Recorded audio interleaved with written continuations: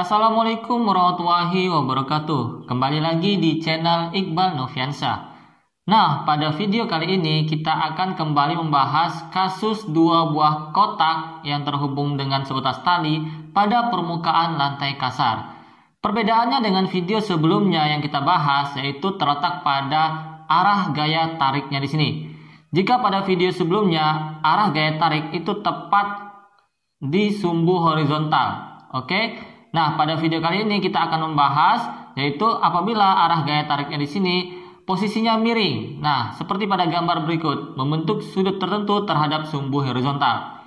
Nah, mengapa perlu kita bahas secara terpisah dengan video sebelumnya? Nah, ini menjadi menarik karena pada dasarnya langkah-langkah penyelesaiannya itu sama saja. Oke, sama saja. Saya garis bawahi di sini sama saja.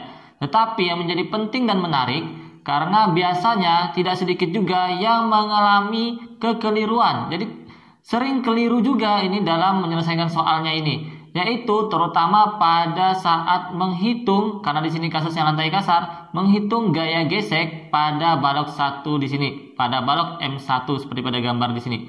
Nah, jadi bagaimana cara menghitung yang sebaiknya untuk kasus seperti ini? Nah, langsung saja kita akan bahas di video kali ini. Pada soal berikut, di sini terdapat dua buah kotak M1 bermassa 10 kg dan M2 bermassa 15 kg. Nah, kemudian kedua kotak ini kan terhubung dengan tali. Nah, di sini kotak M1, nah di sini letak perbedaannya di sini yaitu ada gaya tarik sebesar 100 Newton dengan posisinya itu miring, membentuk sudut 37 derajat terhadap sumbu horizontal ya. Nah, di sini permukaan lantainya kasar dengan koefisien gesek di sini diketahui 0,3. Nah, pertanyaannya di sini kita diminta untuk menentukan percepatan sistem dan nilai gaya tegangan talinya. Oke. Nah, jadi langkah-langkahnya di sini pertama kita akan gambarkan terlebih dahulu diagram gayanya. Nah, sama ya, tetap kita akan gambarkan diagram gayanya. Dan ingat di sini saya untuk menggambarkan diagram gaya, saya akan menggambarkan terlebih dahulu gaya-gaya yang mempengaruhi kecenderungan arah gerak benda. Nah, maksudnya apa? Kecenderungan arah gerak benda di sini, jika benda atau sistem di sini tarik ya, ditarik seperti ini, maka jika gaya ini berhasil menarik sistem kedua kotak di sini, maka benda akan cenderungnya itu bergerak secara horizontal ya, bergerak ke kanan sih secara gambar. Nah, di sini berarti arah geraknya ke sana nih. Nah, kita gambarkan ya. Nah, ini arah geraknya ke sana. Nah, kemudian maka gaya-gayanya itu ada apa saja? Nah, di sini seperti biasa kita gambarkan nih, ada gaya tegangan tali untuk kedua balok yang nilainya sama. Kemudian di sini karena kasusnya lantai kasar, maka tentu ada gaya gesek, kita gambarkan di sini. Gaya gesek untuk balok 2 kita simbolkan dengan FG2 dan gaya gesek untuk balok yang pertama. Nah, di sini FG1. Nah, perhatikan di sini untuk gaya tariknya. Ini perhatian khusus untuk gaya tariknya karena ini letak perbedaan dengan di video sebelumnya. Nah, gaya tariknya di sini karena posisinya miring, ingat, karena posisinya miring, maka sangat perlu untuk kita uraikan komponen vektornya ya, komponen gayanya di sini. Nah, jadi menggunakan konsep vektor. Jadi diingat-ingat kembali untuk materi vektornya ya, bagaimana menguraikan sebuah gaya. Nah, di sini tentunya ingat kita punya sumbu horizontal, di sini kita X dan sumbu vertikalnya Y. Maka gaya F di sini akan kita uraikan pada sumbu horizontal kita namakan dengan Fx. Dan sumbu vertikalnya kita namakan dengan FY. Nah, maka pertama-tama di sini saya akan menghitung terlebih dahulu. Fokus kita di penguraian vektornya di sini. Nah, kita akan fokus di sini dulu. Penguraian vektor, ingat ya, penguraian vektor di sini. Di sini kita tidak akan terlalu mendalam kembali. Untuk Fx di sini, kita hitung di sini. Maka di sini adalah F ya, cos 37 derajat. Nah, silakan dicek kembali untuk video penguraian vektor ya. Nah, saya juga pernah bahas sebelumnya. Silakan bisa lihat di link ya, link deskripsi. Maka di sini berarti karena gayanya 100 Newton, kemudian cos dari 37 derajat itu adalah 0,8 ya. Maka di sini berarti 80 Newton. Kemudian untuk Fy-nya di sini adalah F sin 37 derajat 100 dan sin 37 itu adalah 0,6, berarti 60 Newton. Nah, ini kita simpan terlebih dahulu. Setidaknya sini sudah kita uraikan. Untuk gaya yang miring di sini persoalannya sudah selesai. Karena sudah menjadi Fx untuk sumbu horizontalnya dan Fy untuk sumbu vertikalnya. Nah, kita lihat di mana menggunakan Fx dan Fy-nya nanti. Oke, kita lanjutkan di sini. Nah, kita kembali ke langkah-langkah penyelesaian untuk kasus dua balok yang terhubung dengan tali.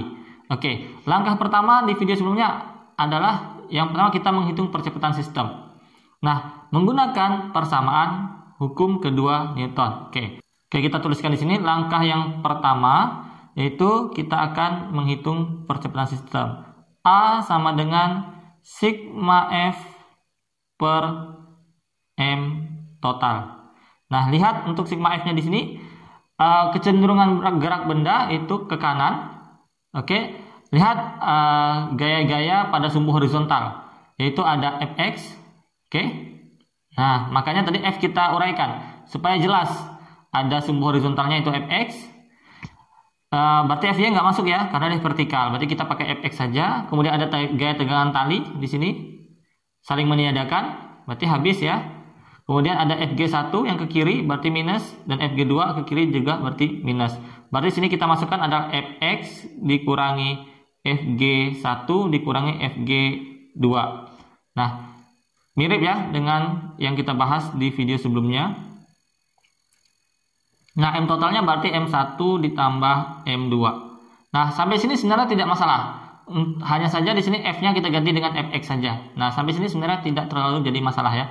Nah, persoalannya nanti adalah kekeliruannya tadi adalah kita sebutkan di awal itu ketika menghitung Fg1 di sini. Nah, hati-hati. Nah, nanti kita lihat ya. Kita lihat di sini.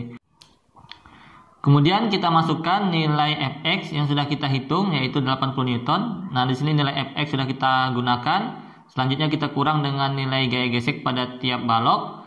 Nah, di sini nilai gaya geseknya belum ada. Nah, sehingga di sini harus kita hitung terlebih dahulu. Nah, untuk nilai gaya gesek akan kita hitung terpisah. Nah, seperti yang dikatakan di awal tadi, yang menjadi sering terjadinya kekeliruan yaitu saat menghitung nilai gaya gesek, terutama pada balok M1 di sini. Nah, kita perhatikan di sini, kita akan mulai dari menghitung gaya gesek pada balok 2. Ingat, rumus gaya gesek yaitu adalah mu dikali gaya normal ya. Nah, Fg itu adalah mu dikali gaya normal. Nah, di sini berarti gaya gesek 2, maka di sini menggunakan gaya normal balok 2. Nah, untuk balok 2 di sini masih aman. Nah, karena cara perhitungannya masih sama seperti pada kasus di video sebelumnya.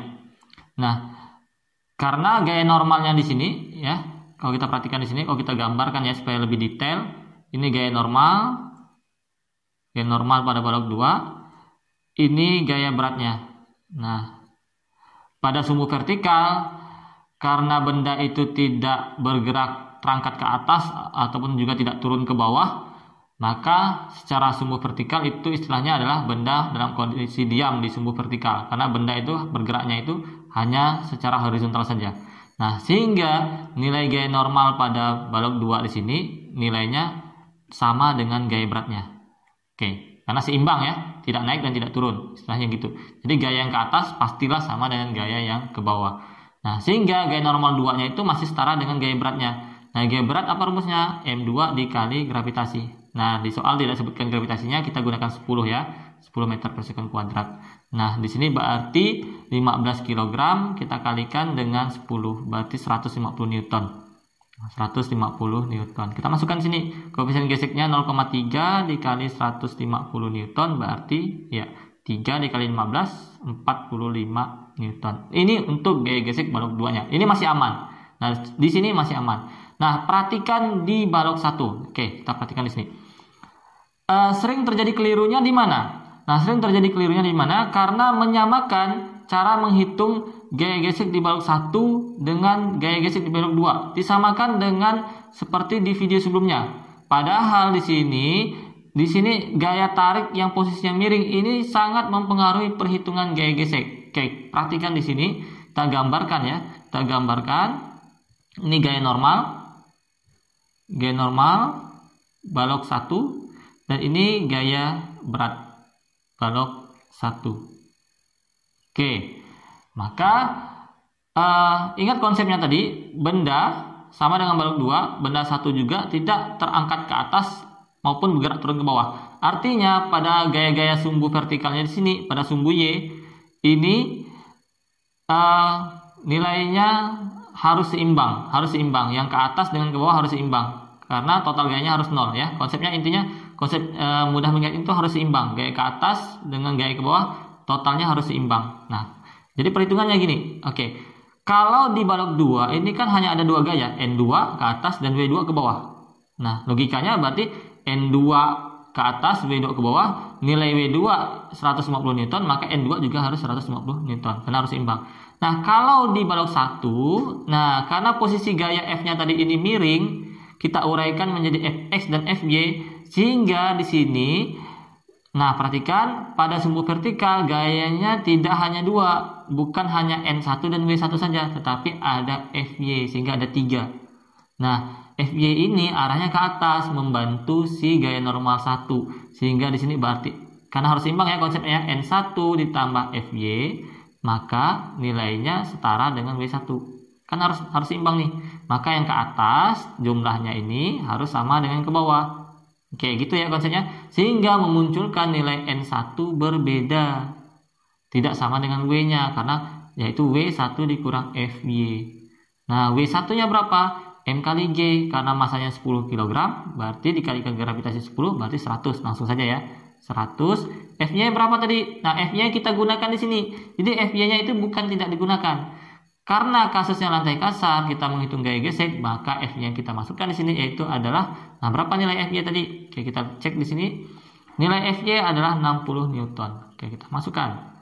F-nya 60 Newton. Maka di sini berarti gaya normalnya 40 Newton. Nah, di sini ya. Nah, perhatikan di sini. Ini kadang sering kelirunya. Sering menganggap nilai N1 itu masih setara dengan W1. Sehingga N1-nya itu 100. Nah, ternyata di sini N1 yaitu adalah W1 dikurangkan Fy. Sehingga nilainya tidak lagi 100 tapi hanya 40 Newton. Nah, kita hitung gaya geseknya. Maka di sini berarti gaya gesek balok 1 rumusnya tetap mu dikali N1, tetapi N1-nya yang berbeda cara menghitungnya. 0,3 dikali 40 berarti 3 dikali 4 ya 12 Newton. Jadi gaya gesek pada balok 1 itu hanya 12 Newton. Nah, kalau gaya geseknya sudah kita hitung, maka sisanya akan aman karena langkah-langkahnya sama dengan di video sebelumnya. Oke, kita kembali ke persamaan percepatan sistem. Maka Fg1-nya tadi berapa? 12 Newton.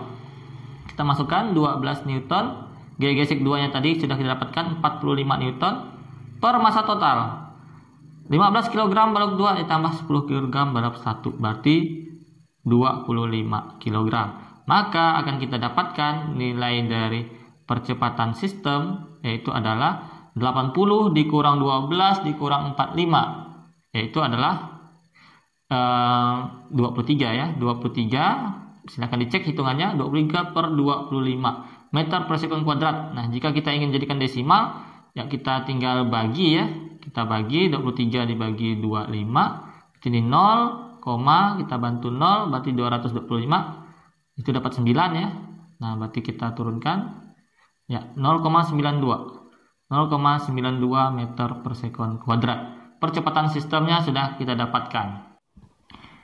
Nah, pertanyaan selanjutnya yaitu untuk menghitung gaya tegangan tali. Nah, di sini masih ada sedikit ruang akan kita gunakan untuk menghitung gaya tegangan tali.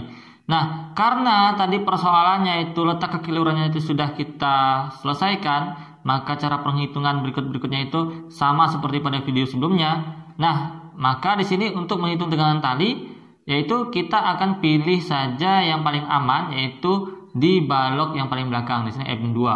Nah, kita gunakan persamaan hukum kedua Newton yaitu adalah kita tinjau balok 2 ya, kita tulis saja di sini tinjau M2, maka kita akan gunakan A sama dengan sigma F2 per M2. Nah, sigma F-nya di sini yaitu hanya ada T dan Fg2. Maka di sini menjadi T dikurang Fg2 sama dengan M2 dikali percepatan sistem yang sudah kita hitung yaitu 0,92. Maka gaya tegangan talinya adalah M2A ditambah gaya gesek pada balok 2. Nah, kita masukkan saja angka-angkanya. Kalau sudah lebih familiar dengan persamaan ini, tinggal kalian langsung saja masukkan nilainya T sama dengan itu boleh ya. Nah, di sini kita uraikan kembali sambil mengingat. Maka M2 yang di sini adalah 15 kg, percepatan yang tadi adalah 0,92. Nah, kita pakai yang desimalnya, pakai yang pecahannya juga boleh, nggak masalah. Kemudian setelah kita kalikan baru kita jumlahkan dengan gaya geseknya tadi adalah 45 Newton. Nah, 15 dikali 0,92 15 dikali 1 kan 15. Ini berkurang 0,08. 0,08 dikali 15 itu 1,2 ya. Berarti di sini menjadi 13,8 ditambah 45, maka jumlahnya adalah 58,8 ya. 58,8 Newton. Nah, sudah kita dapatkan, inilah nilai gaya tegangan talinya. Nah, selesai persoalan ini, jadi hati-hati saat menghitung gaya gesek di balok 1. Jadi, persoalan di kasus seperti ini yaitu kita titik beratkan di sini. Menghitung gaya gesek di balok 1 yang sering keliru, sering menyamakannya dengan cara menghitung di kasus sebelumnya ataupun disamakan dengan cara menghitung di balok 2. Oke.